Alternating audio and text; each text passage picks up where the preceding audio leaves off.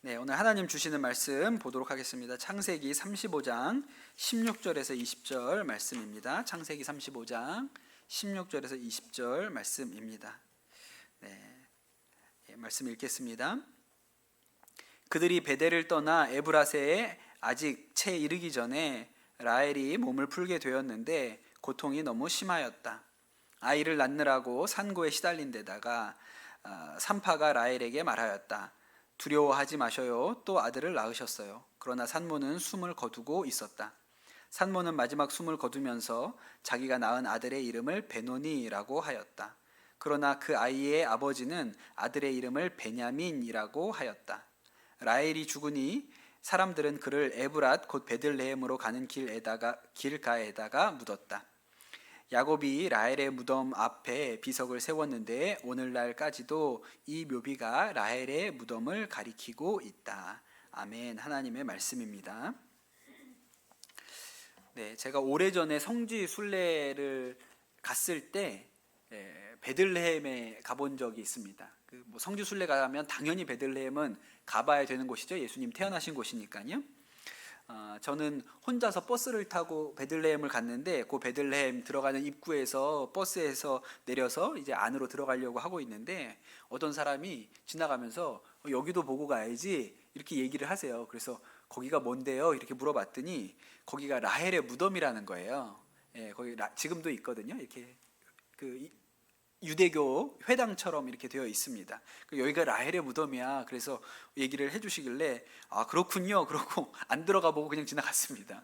예, 왜냐하면 그렇게 중요하다고 생각을 안 했기 때문에 뭐 라헬의 무덤이 막 예수님 태어난 곳 보는 게 중요하지 라헬의 무덤까지 뭐 볼 필요 있나 그렇게 생각해서 그냥 지나갔어요. 그런데 오늘 성경 말씀도 읽어보면 사실은 이 창세기 35장 뒷부분에 나와 있는 이 이야기가 그냥 지나가기 되게 쉬운 말씀입니다. 라헬이 아이를 낳다가 죽었다 이 얘기거든요. 그게 눈여겨볼 만한 말씀이 아닐 수도 있어요. 사실 성경을 읽다 보면 죽는 사람이 하도 많기 때문에 굳이 누가 죽었다고 우리가 그 일에 대하여 감정을 이입하고 이렇게 슬퍼하는 일이 그렇게 흔하지는 않죠. 그런데 오늘 말씀을 잘 읽어보면 참 안타깝고 슬픈 이야기가 오늘 말씀 가운데 담겨 있습니다. 지난주에 이 야곱이 가족들을 이끌고 가나안 땅에 들어와서 처음에 세겜에 정착했다고 말씀을 드렸어요. 근데 세겜에서 아주 불미스러운 일이 생기죠. 딸이었던 디나가 거기에서 이제 아주 수치를 보는 그런 일들이 있었습니다. 그래서 야곱이 그 일 때문에 굉장히 괴롭고 어려운 상황이었는데 하나님께서 이 야곱에게 베델로 올라가라 그렇게 이야기를 하십니다. 하나님을 처음 만났던 곳, 이 야곱이 하나님을 처음 경험했던 곳이 베델인데 그 베델로 올라가라고 하나님이 말씀하시니까 그 말을 듣는 순간 야곱이 마음이 설레기 시작하는 거예요. 아, 베델로 가야겠다. 그 첫사랑과 첫 은혜를 회복해야겠다. 그런 마음의 생각이 들었죠. 그래서 눈이 번쩍 열립니다. 그래서 가족들에게 우상을 다 버리고 장신구도 다 버리고 목욕하고 새 옷 입고 베델로 올라가자 그렇게 이야기하는 말씀을 우리가 지난주에 나누었습니다. 그렇게 아마 베델에 가서 얼마 정도 머물렀던 것 같아요. 단도 쌓고 제사도 드리고 어느 정도 베델에 머물러 살다가 그들이 이제 다시 다른 곳으로 옮겨서 살자고 해서 에브랏으로 내려가는데 그 에브랏으로 내려가는 길에 야곱의 인생에 한 번도 경험해 보지 못한 충격적인 불행이 한 사건이 일어나게 됩니다. 그 에브랏이 지금 우리가 부르는 이름으로는 베들레헴이거든요. 오늘 말씀에도 그렇게 나오는데 그 베들레헴에 도착하기 전에 그때 이 라헬이 임신을 하고 있었습니다. 만삭이었는데 그 아이를 낳는 일이 아주 힘들었어요. 난산이었어요. 사실 여러분 지금처럼 우리가 이렇게 의학이 발달하기 전에는 아이를 낳는 일이 굉장히 어려운 일이었다고 하죠. 그래서 산모가 아이를 낳다가 목숨을 잃는 일도 많고 또 태어난 아기가 목숨을 잃는 일도 뭐 드문 일이 아니었습니다. 그 임신하고 출산하는 일이 대단히 어려운 일이었거든요. 그런데 여러분 야곱은 지금까지 자녀를 12명을 봤습니다. 아들 11에 딸 하나까지 12를 보았거든요. 그러면서 한 번도 이렇게 아이 낳는 일이 어려워봤던 일이 없어요. 산모도 다 건강했고 아이들도 다 잘 태어났습니다. 아주 드문 일이죠. 12명의 아이를 낳았는데 12명 다 건강하게 자라는 일은 당대로서는 흔한 일은 아니었을 것입니다. 그런데 이 라헬이 정말 기다렸던 두 번째 아이를 낳는데 아주 난산이었고 결국 그 일 때문에 어려움을 겪고 라헬이 목숨을 잃게 됩니다. 오늘 우리가 이 말씀을 보면서는 라헬의 인생에 대해서 좀 되짚어 볼 필요가 있다고 싶어요. 야곱이 이제 에서를 피해서 외삼촌 라반의 집에 가죠. 바단 아람에 도착을 했는데 그때 우물에서 처음 만났던 여자가 라헬이었습니다. 딱 처음 보는 순간부터 제가 볼 때 눈에서 이렇게 하트가 뿅뿅 나갔어요. 첫눈에 반했어요. 예뻤고 아주 아름다운 소녀였고 또 하나는 외삼촌 라반의 딸이었으니까 야, 이건 진짜 하나님이 만나게 해주셨구나 이렇게 생각을 했을 수도 있습니다. 성경을 보면 라헬이 외모도 굉장히 아름다웠고 또 총명한 여자였다고 나옵니다. 그리고 그랬기 때문에 이 야곱이 라헬을 대단히 사랑했고 라헬을 위해서 7년 동안 일을 하는 것을 어렵게 여기지 않았다 그렇게 얘기했고 또 결혼 후에도 라헬이 다른 아내 레아보다 훨씬 더 사랑받는 아내였습니다. 그러니까 레아랑 비교하면 라헬은 가진 게 많은 사람이에요. 그런데 딱 하나 문제가 있는데 이제 그 문제가 레아가 아이를 낳기 시작하면서 이제 터져 나오기 시작합니다. 하나님께서 남편의 사랑을 받지 못하는 레아를 불쌍히 여겨셔서 레아의 태를 열어주시죠. 그래서 레아는 아이를 잘 낳았습니다. 4명의 아들을 먼저 낳았어요. 그러나 이 레아가 4명의 아이를 낳는 동안에 라헬은 태의 문이 열릴 기미가 전혀 보이지 않았습니다. 나중에 성경을 읽어보면 이 라헬이 화가 나가지고 남편 야곱에게 가서 왜 나는 아이를 낳을 수 없냐, 나도 아이를 낳게 해달라, 막 그렇게 따지는 얘기가 나오거든요. 이때부터 벌써 이 라헬의 마음에 그 아이를 낳지 못하는 이 일 때문에 마음에 아주 큰 상처, 근심이 있는 것을 우리가 알 수가 있지요. 그리고 나서 그런 일이 있고 나서도 여전히 아이를 낳지 못하니까 라헬이 이제 엉뚱한 생각을 합니다. 자신의 여종을 데려다가 여종을 통해서 자식을 봐야겠다 이런 생각을 하는 거예요. 이때부터 좀 상식을 벗어나죠. 여종을 통해서 자식을 보면 그 자식이 내 것이 됩니까? 아니잖아요. 그리고 그렇게 여종을 통해서 자식을 보면 만족이 있을까요? 그렇지도 않고요. 그러니까 이제부터 이 라헬이 아이를 낳는 일에 대하여 무리수를 쓰기 시작하는 거예요. 계속 아이를 낳는 일에 집착을 하죠.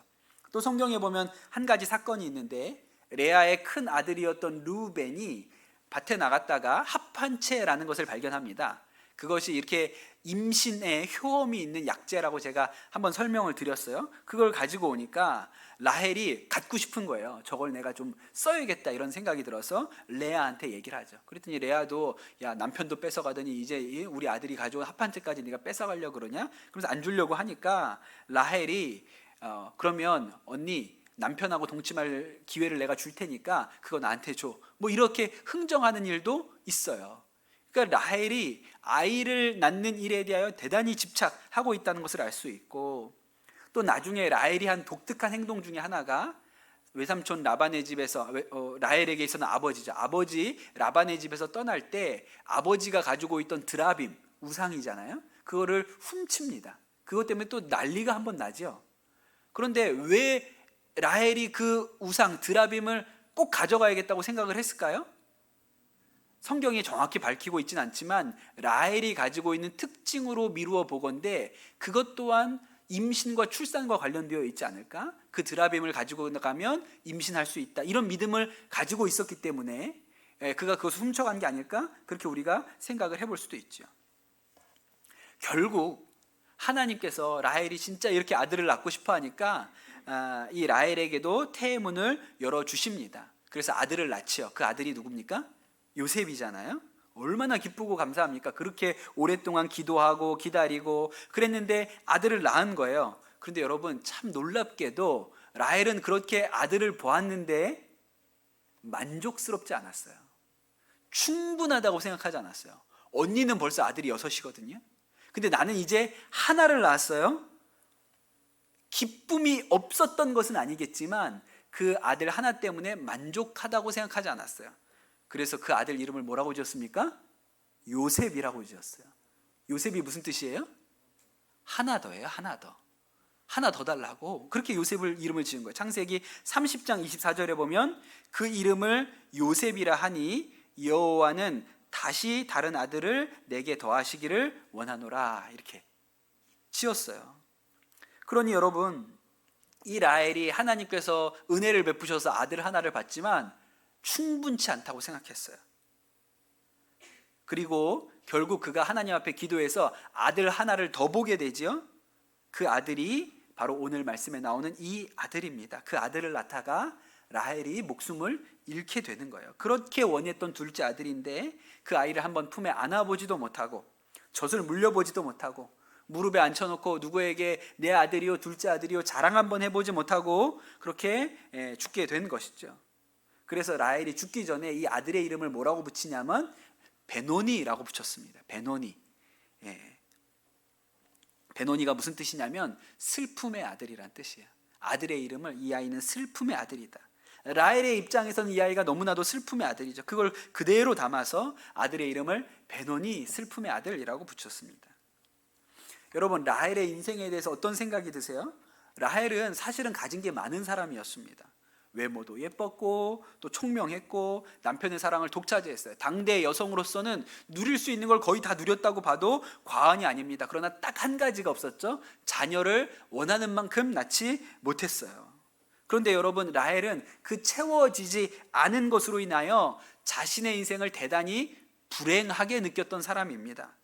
채워지지 않은 것도 아니에요. 아들 하나를 얻었어요. 그럼에도 불구하고 여전히 채워지지 않았다고 자신의 인생을 생각했어요. 그러니 여러분, 베노니라는 이름은 라헬이 아들에게 붙인 이름이기도 하지만 자신의 인생에 대한 평가이기도 한 거예요. 내 인생이 슬픔의 인생을 살았다 이렇게 한 것이죠. 레아는 좀 달랐습니다.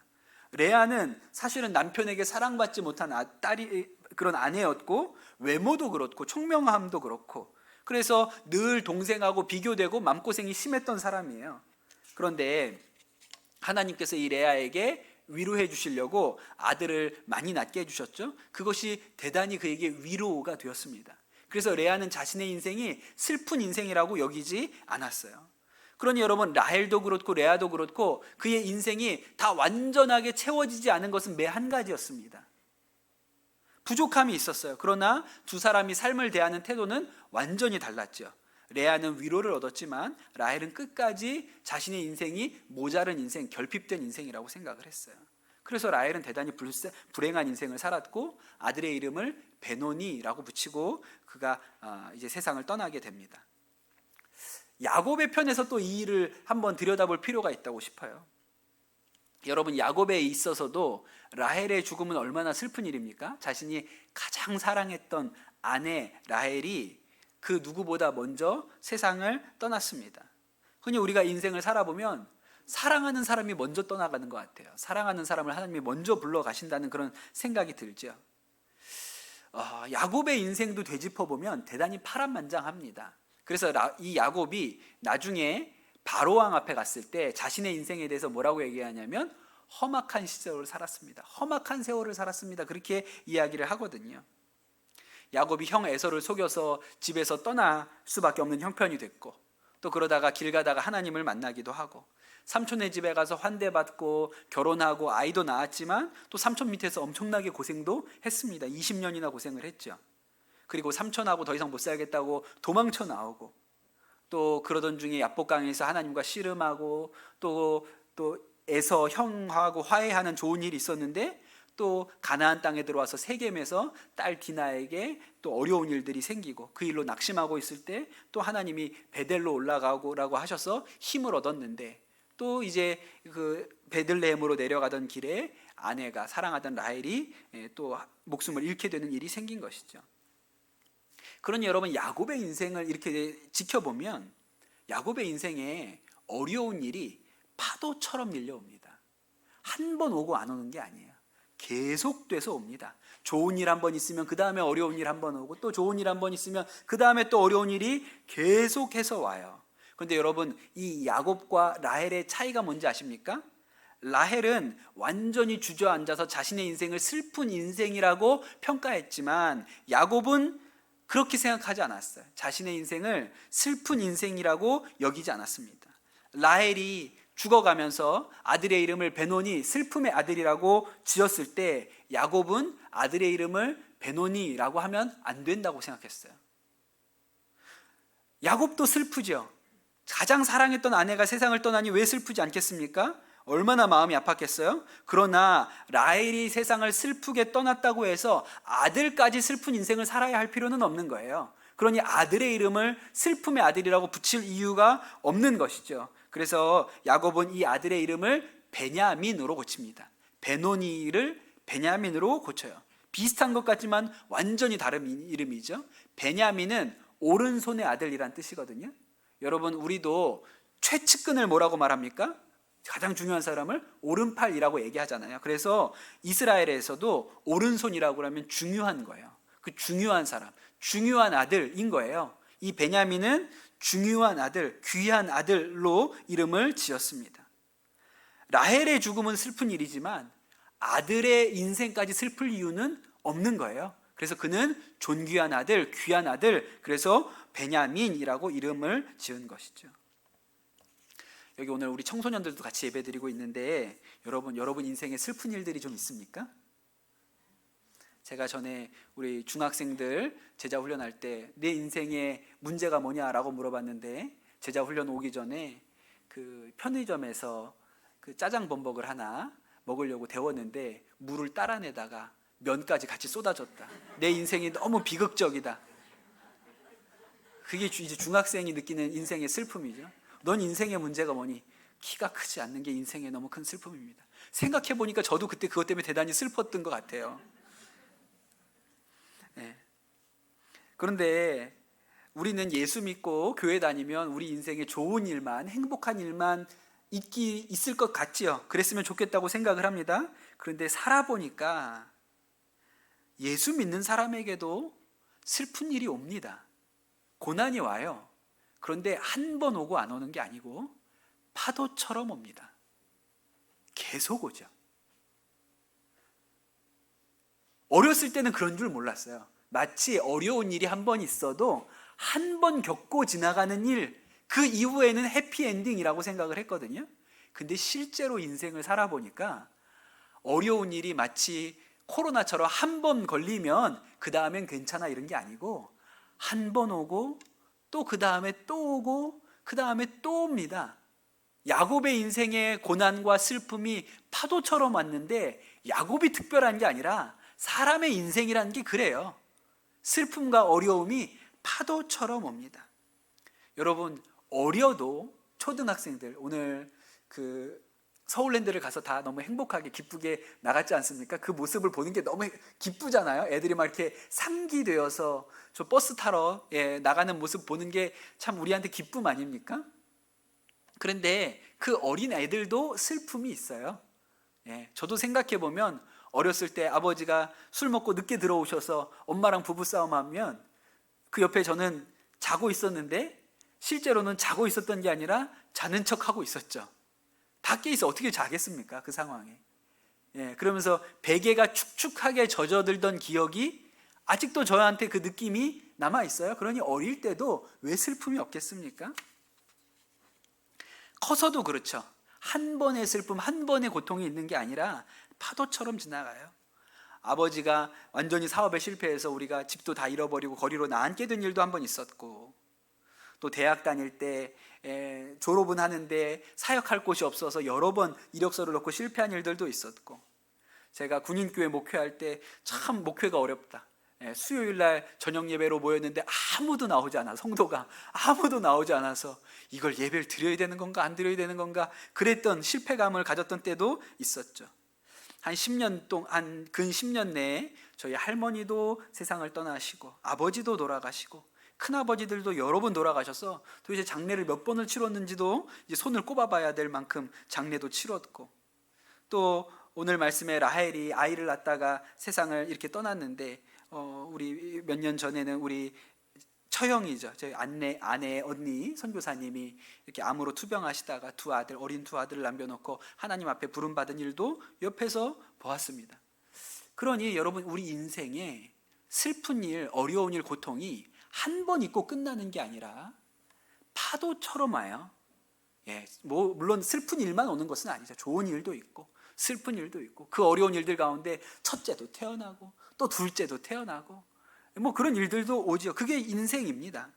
그러나 여러분, 그렇게 어려운 일이 파도처럼 오지만 우리가 라헬처럼 우리의 인생에 대하여 우리의 인생을 슬픔의 인생이라고 단정할 필요는 없는 거예요. 야곱처럼 그럼에도 불구하고 우리의 인생에 대하여 베노니라고 말하지 않고 베냐민이라고 부를 수 있는 믿음의 힘이 우리 가운데 있습니다. 우리의 인생에 대하여 슬픔이 없는 것은 아니지만 우리의 인생이 슬픔의 인생, 나는 슬픔의 아들이요 슬픔의 딸이라고 말하지 않고 나는 오른손의 아들입니다, 나는 오른손의 딸입니다, 존귀한 백성입니다 라고 말할 수 있는 것이 우리가 가진 믿음인 것이죠. 여러분, 우리의 인생 가운데 슬픔이 한 번이 아니라 파도처럼 오지만 내가 예수 믿고 구원받고 하나님의 자녀 되었다는 이 진리에 대해서는 변함이 없는 것이니까요. 그 일에 그 진리가 달라지지 않기 때문에 그렇습니다. 어제 우리가 초등학교 4학년부터 6학년까지 우리 아이들 데리고 서울 정동에 다녀왔습니다. 그 정동이 선교사님들이 우리나라에 들어오셔서 처음 정착한 곳이 정동이었기 때문에 선교 유적이 많이 있거든요. 그래서 아이들 데리고 거의 뭐 한 2-3시간 이상을 거기를 이제 돌면서 열심히 가르치고 설명도 하고 알려도 줬어요. 그리고 다녀와서는 이 자리에 앉아서 골든벨을 했어요. 오늘 보고 배운 거에 대해서 골든벨을 했습니다. 그래서 우리가 2-3시간 다닌 모든 수고가 헛되구나, 이 아이들의 골든벨을 보면서 야, 그냥 오늘 하루 종일 이 애들 데리고 다니면서 우리는 헛짓을 한 거구나, 그런 실망과 좌절을 어제 우리 선생님들이 맛봤죠. 아무리 가르쳐주면 뭐합니까? 네? 아무리 얘기를 해주면 뭐 하겠어요? 네. 아펜젤러도 모르고 요한웨슬리도 모르고 그냥 막 닥치는 대로 썼으니까요, 우리 아이들이. 그러니까 사실은 그냥 서울랜드나 가면 족한 거예요. 뭘 자꾸 가르치려고 하겠습니까? 그런데 제가 어제 아이들한테 말씀 전하면서 그 많은 얘기들이 있지만 그 중에 우리 아이들한테 꼭 얘기해주고 싶었던 이야기가 하나 있는데, 선교사님 닥터 로제타에 대한 이야기입니다. 우리나라에 첫 번째로 들어온 여자 의사 선생님이시거든요. 그 얘기를 아이들한테 꼭 해주고 싶었어요. 25살에 미혼으로, 홀몸으로, 처녀로 우리나라에 선교사로 오셨어요. 이 로제타 선생님이 그 조선에 오시기 전에 미국에서 의학 공부할 때도 이렇게 가난한 사람들, 어려운 사람들을 돕고 섬기는 일에 대단히 마음의 열정을 가지고 있었어요. 뜨거운 마음이 있었습니다. 그래서 빈민구호소에 가가지고 의료 봉사를 했거든요. 근데 빈민구호소에 갔는데 거기도 이렇게 의사 선생님이 한 분 있었어요. 닥터 윌리엄이라는 분이 계셨습니다. 근데 이 윌리엄이 로제타를 딱 보자마자 첫눈에 반합니다. 가장 중요한 이유는 예뻤어요. 로제타가 사진이 남아있죠. 로제타 선생님 사진 남아있는데 지금 봐도 되게 미인이에요. 그러니까 딱 보니까 반할만 하구나, 이런 생각이 들어요. 또 하나는 가난한 이웃에 대해서 이렇게 섬기려는 마음이 있다는 것에 대해서 대단히 놀라웠습니다. 그래서 옆에서 이렇게 지켜보다가 이 윌리엄이 청혼을 해요. 나랑 결혼해 주세요. 그렇게 하는데 로제타가 그 청혼을 받지 않습니다. 왜냐하면 조선의 선교사로 갈 마음이었기 때문에 결혼하고 이 남자랑 갈 마음이 있는지 없는지를 모르는데 괜히 묶여버리면 갈 수가 없으니까 그 청혼을 받지 않습니다. 그래서 둘은 이제 헤어지게 되죠. 로제타도 마음이 없었던 건 아니었던 것 같아요. 그러나 로제타는 이제 조선으로 옵니다. 그리고 나서 이제 조선에서 열심히 첫 여자 의사로서 한국 여인들을 섬기고 돕는 일을 했는데 몇 년 후에 그 조선에 남자 의사가 필요하다, 이런 이야기가 이제 감리교 선교부를 통해서 전해지는데 그 얘기를 윌리엄이 들은 거예요. 근데 아직 로제타를 못 잊고 있었거든요. 너무 보고 싶었어요. 그래가지고 윌리엄이 지원합니다. 내가 조선에 그 의사로 가겠다고. 그래서 이 윌리엄이 조선에 옵니다. 그래서 이 두 사람이 그 몇 년 만에, 한 4-5년 만에 한양에서 만난 거예요. 얼마나 특별합니까? 이게 진짜 만나고 싶었던 이 여자를 이 두 사람이 연정을 가지고 있었는데 못 만나고 있다가 한양에서 딱 만난 거예요. 그래서 막 그때부터 이제 뭐 불꽃이 튀는 거죠. 그래서 5개월 만에 결혼을 합니다. 한양에서 결혼했어요. 선교사님 두 분이 한양에서 결혼을 했어요. 그리고 나서 두 분이 같이 사역을 했습니다. 아이도 태어났어요. 셔우드라는 아이도 태어났습니다. 그리고 나서 이 윌리엄이 평양에 병원을 세우는 일로 발령을 받았습니다. 평양에 가서 일하다가 그만 장티푸스에 걸려요. 그래서 병에 걸린 채로 한양에 돌아오는데 결국 회복하지 못하고 세상을 떠납니다. 결혼하고 2년 만에 아들 하나를 보고, 또 그때 로제타는 뱃속에 아이 하나를 더 가지고 있었어요. 임신한 상태로 남편이 세상을 떠나죠. 그래서 남편은 양화진에다 묻습니다. 선교사님 중에 양화진에 두 번째로 묻힌 분이 이 윌리엄 홀이에요. 그래서 거기 묻혔거든요. 그러고 나니까 이제 로제타는 고민스럽죠. 내가 이 선교지에서 아이 하나를 더 낳고 둘을 키울 수가 있을까? 못할 것 같은 거예요. 그래서 로제타가 미국으로 돌아갑니다. 귀국을 하게 돼요.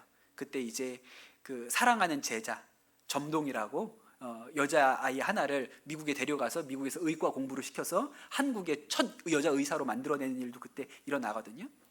이제 로제타가 미국에 들어가서 둘째 딸을 낳습니다. 첫째는 아들이었고 둘째는 딸이었거든요. 이제 아이들이 어느 정도 컸어요. 둘째가 이제 한 3살, 4살 정도 되었을 때가 됐는데 고민하죠.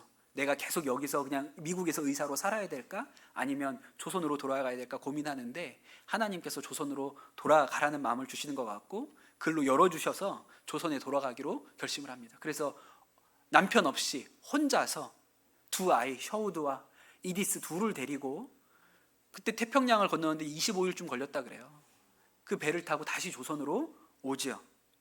그렇게 왔는데 또 온 이유 중에 하나는 남편이 조선에서 순직한 것을 기념해서 평원에 홀 병원을 세웠거든요. 그래서 그 병원 때문에 온 거예요.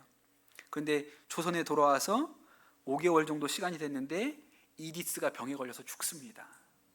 조선에 돌아와서 5개월 만에. 남편 잃고 낳은 딸이잖아요. 그래서 이 딸 키우면서 남편에 대한 그리움과 슬픔을 이 딸 키우면서 좀 그래도 하나님께서 위로를 주셨는데 조선에 돌아와서 5개월 만에 이디스가 홍역을 한번 앓고 이지를 알아서 죽어요. 그래서 아빠 옆에 묻힙니다. 양화진에. 그 로제타 선교사님이 일기를 쓰셨거든요. 그 일기에 뭐가 있냐면 의사이기 때문에 딸의 체온 변화 기록표가 있어요. 딸이 아플 때 체온을 계속 체크해가지고 그래프로 그린 거예요. 그런데 그 그래프가 지금도 남아있는데 최고 정점 40도가 넘는 정점을 찍고 거기서 그래프가 끝나요. 그러고 죽은 거죠. 그 일기에다 이렇게 썼습니다. 1898년 5월 23일 이디스를 낮잠을 재울 때처럼 품에 안고 흔들어 주었다. 만족한 듯이 숨이 조금 편안해졌다. 얼굴도 평화로워졌다. 호흡의 간격이 점점 멀어져 갔다. 눈을 크게 뜨고 엄마를 바라본 채 작은 영혼이 서서히 떠나갔다. 그렇게 아이는 하나님께 다시 돌아갔다. 8시 40분이었다. 그렇게 마지막 일기가 쓰여 있습니다. 그러니 여러분, 이 젊은 여자 선교사님 한번 생각을 해보세요. 로제타라는 선교사님, 조선에 와서 선교사로 하나님을 위해서 살아보겠다고 마음먹고 조선에 왔는데 파도처럼 슬픈 일이 오는 거예요. 계속 남편이 세상을 떠나고 아이가 세상을 떠나고. 그런데 여러분, 그렇게 어려웠지만 이 일이 슬프고 힘들지 않았던 것이 아니지만 로제타가 자신의 인생에 대하여 내가 슬픔의 딸이라고 생각하지 않았습니다. 그리고 평양의 병원이죠. 남편 이름으로 세워진 평양병원에 이디스, 죽은 딸 이디스의 이름을 붙여서 조선 최초로 어린이 병동을 지어요. 어린이 전문 병동을, 아이들만 갈 수 있는 병동을 이디스 병동이라는 또 병실을 새롭게 짓습니다. 4살밖에 살지 못하고 떠난 딸이었지만 그 딸에 대하여 베논이라고 얘기하지 않고 베냐민이라고 한 것입니다. 귀한 딸, 존귀한 하나님의 딸이라고 그렇게 병원을 세운 것이죠. 사랑하는 우리 성도 여러분, 여러분의 인생은 베논이입니까? 베냐민입니까? 야곱이 이스라엘로 바뀌었지요. 그럼에도 불구하고 그의 인생에 어려운 일은 계속되었습니다. 라헬도 죽었고요. 얼마 지나지 않아서 아버지 이삭도 죽었습니다. 나중에 또 아들 요셉이 죽었다는 소식도 들어요. 그러나 야곱은 자신의 인생에 대하여 슬픔의 인생이라고 하지 않았어요. 오른손의 인생, 베노니가 아니라 베냐민이라고 생각을 한 것이죠. 존귀한 인생이라고 생각했습니다. 왜냐하면 하나님께 붙들려 있는 인생이기 때문에 내 인생은 복된 인생이라고 생각한 것이죠. 여러분, 마찬가지입니다. 우리도 우리 인생에 어려운 일도 있고 슬픈 일들도 옵니다. 파도처럼 와요. 그러나 여러분, 우리의 인생을 슬픔의 인생이라고 말하지 않습니다. 왜냐하면 우리가 예수 그리스도 안에서 구원을 얻은 하나님의 자녀이기 때문에, 축복 얻은 백성이기 때문에 우리의 인생은 베노니가 아니라 베냐민인 것이죠. 오카는 목사님이 살아계실 때 자주 하시던 얘기 중에, 예화 중에 그 처음 개척하실 때 교회 나오셨던 성도님 한 분이 계세요. 사랑의 교회 개척하시고 그때 우리처럼 이렇게 상가에 얻어서 교회 시작하실 때 그 매번 예배 때 이렇게 한복을 입고 예배에 들어오셨다가 축도가 끝나면 안 보이는 그런 여자분이 한 분 계셨다는 거예요.